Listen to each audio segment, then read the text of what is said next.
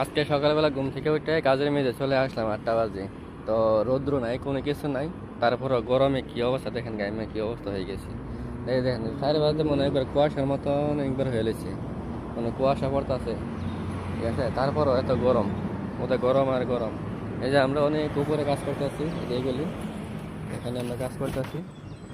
এই যে প্রচুর গরম এখানে, বাতাস নাই, কোনো কিছু নাই, ঠিক আছে। রৌদ্র নাই, তারপরে এত গরম, কত গরম। তারপরে অনেক উপরে কাজ করে নিচের দিকে নামা ওটা অনেক পরিশ্রম, তারপরে ওইটা কাজ করা লাগে। কি করে বছরের কাজ যখন আছে, কারণ কাজটা করতে হবে, কাজ না করলে তো বেতনও দিব না। বড় ঝামেলার মধ্যে এরকম, কারণ অনেক কষ্টের কাজ হইলো বা রিক্সের কাজ হইলো করা লাগে।